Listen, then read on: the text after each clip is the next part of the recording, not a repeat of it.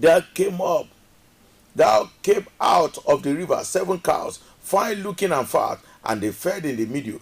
Then behold, 7 other cows came up after them out of the river, ugly and gout, and stood by the other cows on the bank of the river. And the ugly and gout cow ate up the 7 fine looking and fat cows. So Pharaoh awoke, and he slept and dreamed the second time. And suddenly 7 heads of grain came up on one stalk, plump and good. Then behold, 17 head, blighted by the east wind, sprang up after them, and the 17 head devoured the 7 plump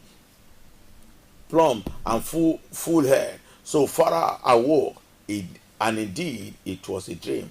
Now it came to pass in the morning that his spirit was troubled, and he sent and called all his magicians, all the magicians of Egypt, and all the wise men. And Pharaoh told them his dream, but there was no one who could interpret for them. Then the chief butler spoke to Pharaoh, saying, I remember my fault these days, when Pharaoh was angry with his servant, and put me in custody in the house of the captain of the guard, both me and the chief butler. We each had a dream one night, he and I. Each of us dreamed according to the interpretation of his own dream. Now there was a young Hebrew man with us there, a servant of the captain of the guard, and we told him, and he interpreted our dream for us. To each man he interpreted according to his own dream.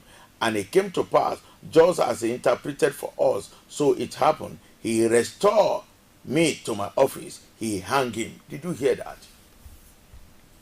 He remembered the service Joseph has rendered to him before. Nobody is remembering you because there's no service you are rendering. When you are rendering good service, quality service, God will cause man to remember you one day.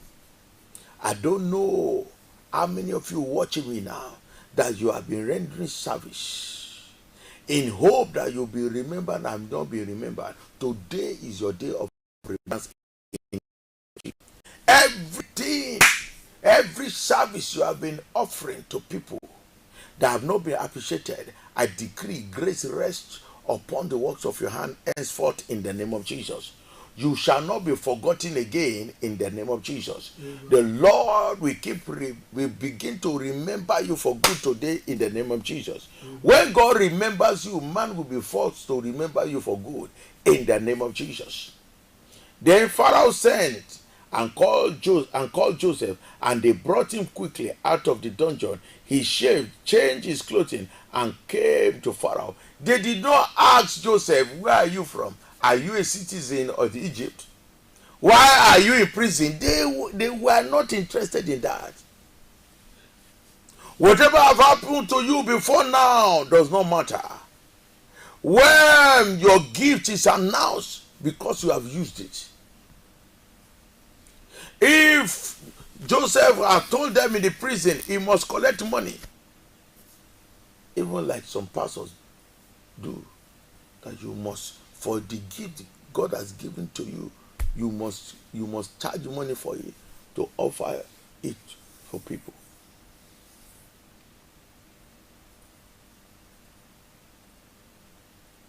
Before your time of announcement, there are people you will use your gift for free. Just for you to be announced, just for you to be known first. Before any man announcement, the man have to be known first. No footballer is glorified just by scoring once. You must have been honored severally before you are glorified. Just like a man must suffer shame for a long time before the shame becomes his reproach. Likewise, a man have to be honored separately before the man is glorified.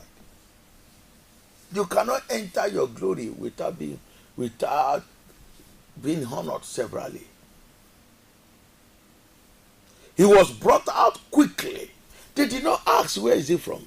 They did not ask, who is your father? When you are offering quality services,